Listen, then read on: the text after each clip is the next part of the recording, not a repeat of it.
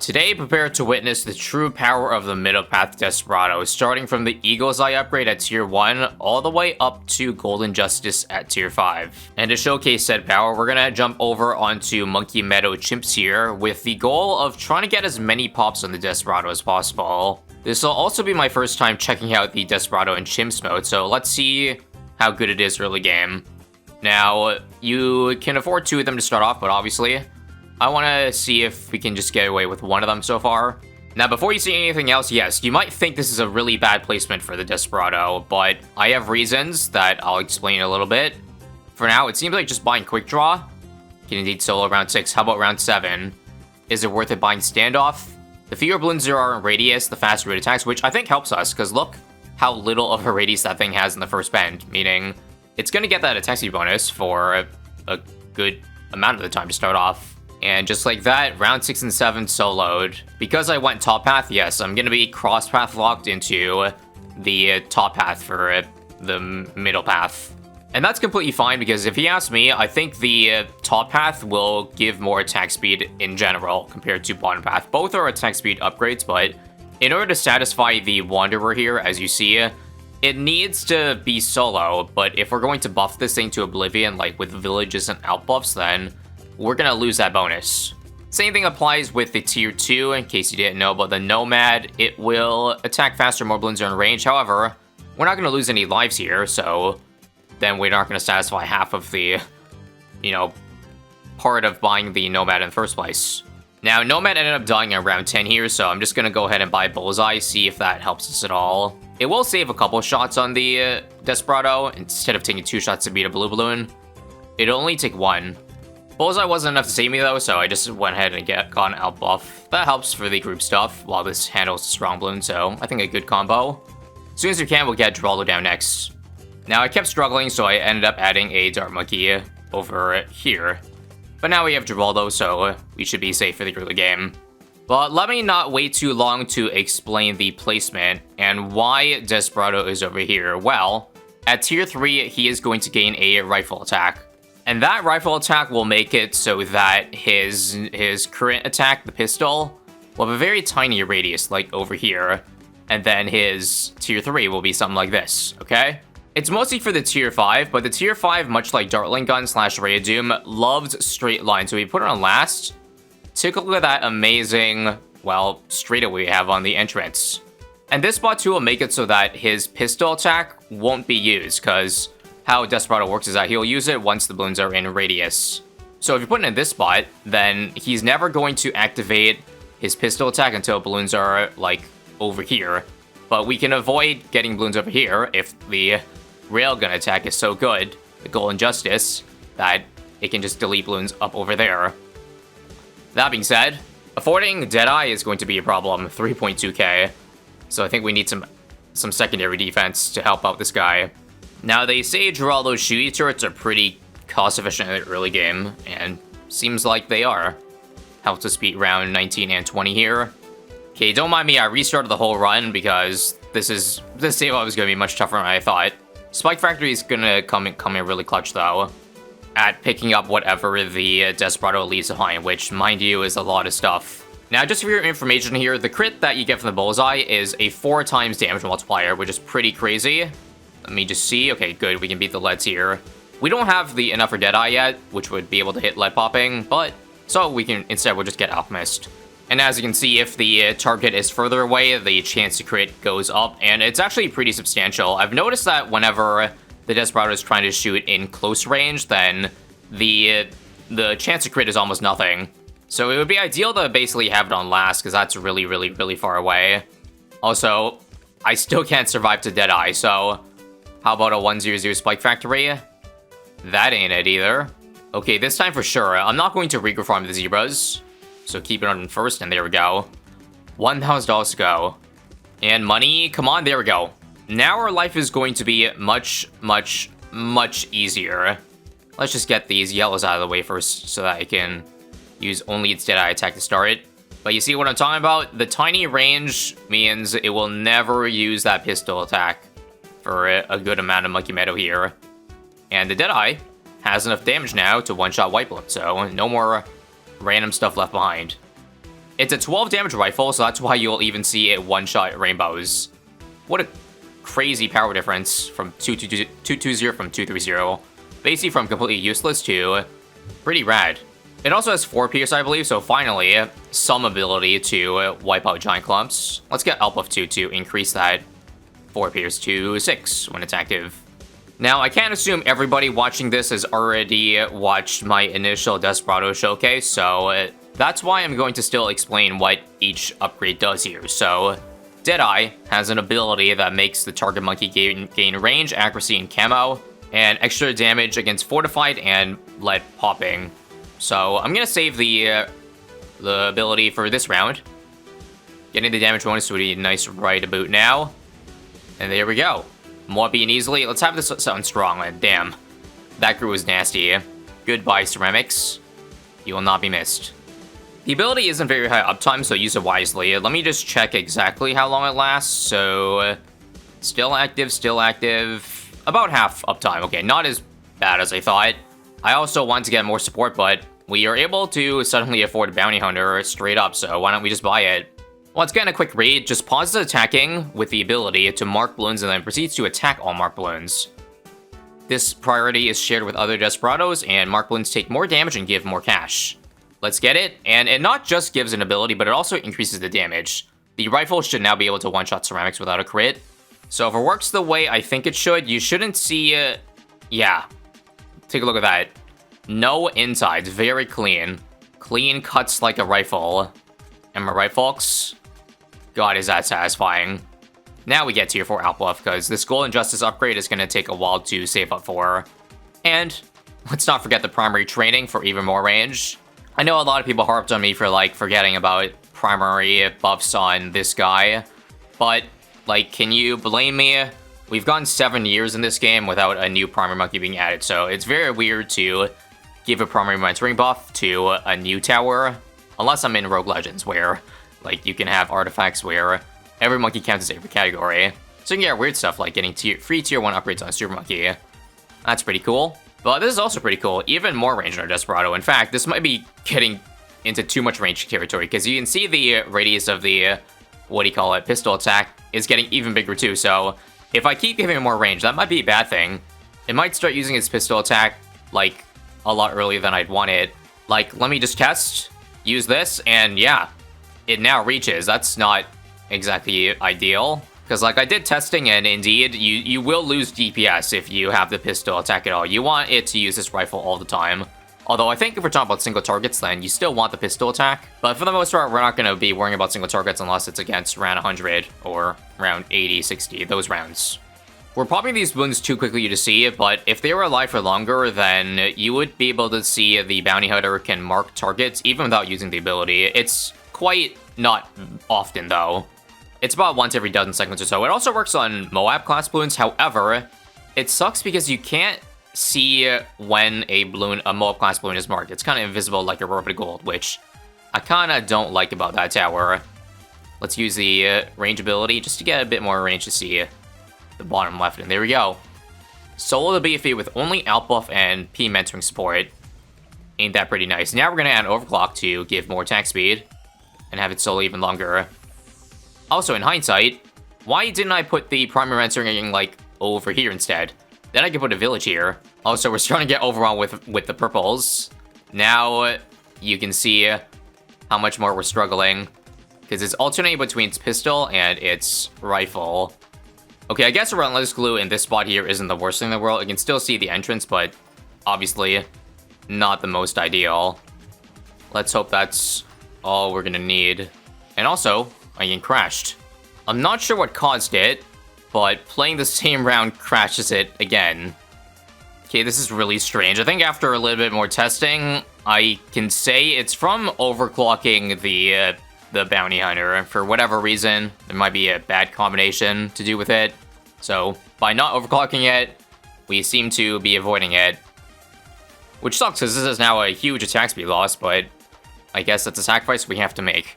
Minus $15,000 over there. Guess we'll try to save up for the Golden Justice now despite that.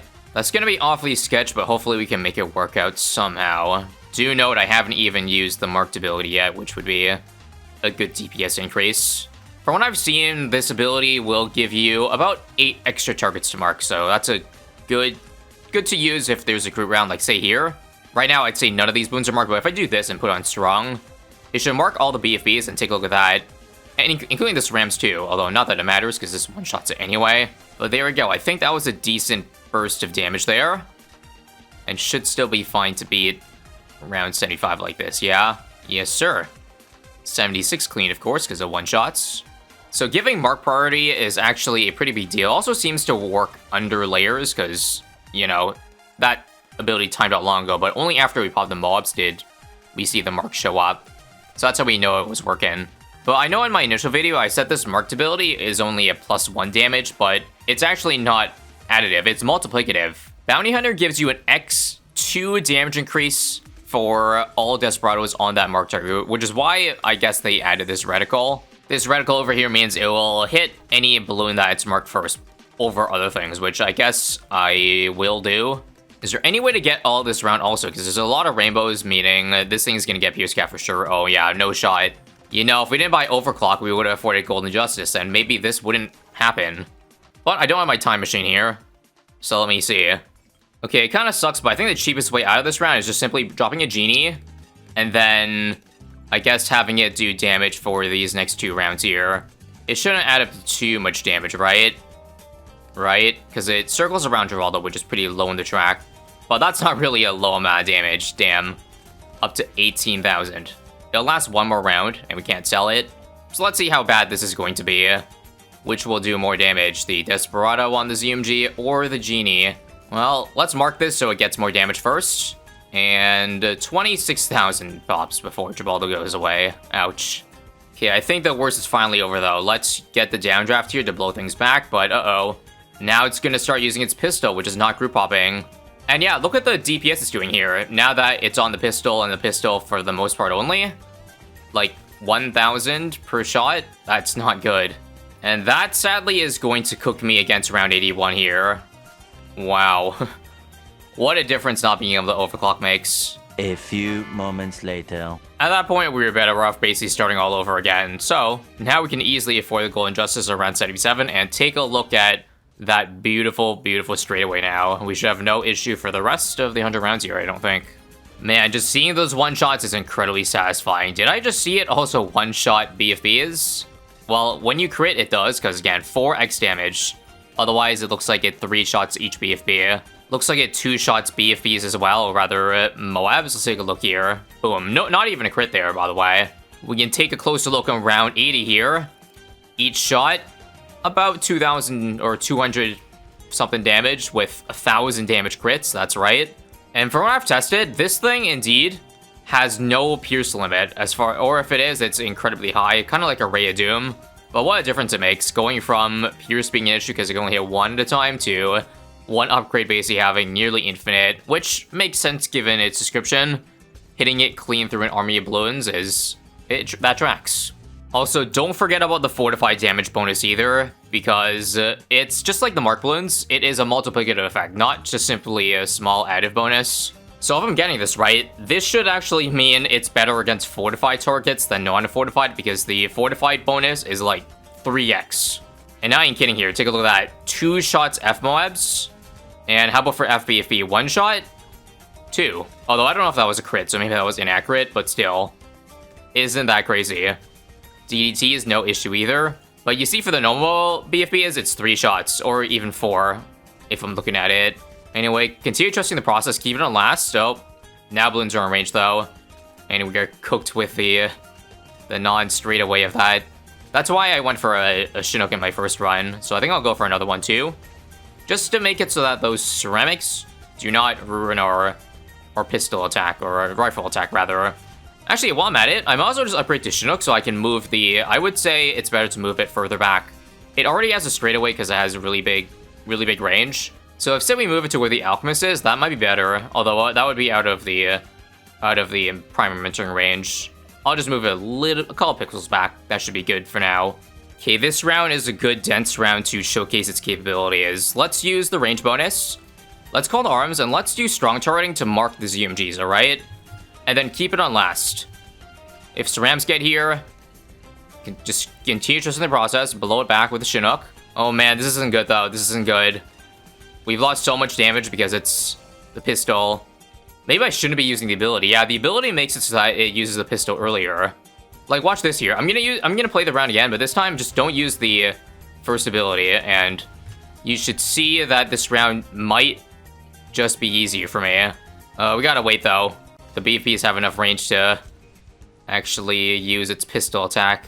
Never mind. But keep them at bay like this, and it's gonna continue using that better rifle. Alright, let go again. Call to arms 95. Use the marked ability. And should be an easy win. Back on first. Nice. And yeah, I know it's a waste of money, but you know what? Let's just see what happens if I did move it even further back. So it would almost never use its pistol at the beginning, like this, for example. Here against 96, this does mean that it starts using, or it's able to shoot very late. What if I give this count bot? Yeah, I can freely give as many range buffs as I want, because even giving this much, that's not even close to reaching the beginning. And now back in first here, for a kind of straight line. But we also want to avoid the Moabs getting in range there. And another clean round. Take a look at the fortified damage here. 20.7, 25.4 after a crit. Now, they say the Desperado can solo round 98. Is that true? Let's use our called arms immediately. Uh-oh. That's a lot of SRAM, so we have to use our... Or swap the pistol briefly. Mark target time. Set on strong to mark the ZMGs. Play out the rest of the round. Back on first for all the SRAMs here. Because Pierce cap issue. Uh-oh, we stopped getting the line attack. God damn it. Alright then, I bet you, even though this does damage, and a Snowstorm would be a good get. This will freeze a lot of SRAMs, and so it will not use its pistol. Oh, never mind. I gave it too much range that now it does reach. But that's okay, the ZMGs are all dead. Keep this on last, actually back in first now. And that's how we beat 98. Clean. How quickly do you think it'll take down a bad? Well, first off, let's mark immediately for double damage on the target. I see 1,000 damage crits. Not bad. Couple times it's using the pistol here. Called arms again. We'll use the range bonus once it's going to be in the corner, like now. Here's good time. And we are going to get 2 million pops on the Desperado, as well as, I don't know, a very, very, very clean round 100 victory. Performances like this, though, I think are worthy of an encore. Didn't even try too hard, and we still got 28k over the limit. So this will just be a quick brief test, but I think we can glide into the early 100s here. Now, instead of just straight damage / attack speed buffs, really what we need is just slow down. So I ended up getting an extra Snowstorm, or rather Absolute Zero, and a couple of Sabos, just to keep as many balloons in the first lane as possible. And so that makes, well, beating these rounds so much easier and much more chill. Just got Homeland in time for round 111 as well, so take a look at the insane DPS we can pull off here with what is like 30 ZMGs here, okay? So, Homeland, freeze everything, mark everything too, use the range upgrade, and take a look. 13, whoa. I think I saw 50,000 damage if it crit there. Not too shabby, huh? And just like that, yeah, look, the fortified BFBs from these ZMGs were gone first, before the BFBs. So that should give you some indication of just how crazy, like, this guy is against fortified targets. It's not even fair to them. My god. And now, does it have what it takes to beat 3 battles in 119? Let's find out. I'm also going to test the pistol attack here, just to see. So, 200 damage approximately with the rifle. With a pistol, it's 100 times 2, but at a faster attack speed. So I think if it's only one target, then the pistol's better. However, I'm sure there is an angle in this map where we can hit multiple bats at a time, so it might be easier to do it like where it originally was, I'm thinking.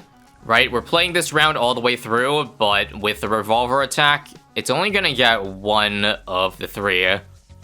But if it's about the same DPS-wise as, well, the pistol for the rifle, then I think we will probably fall short this round, sadly.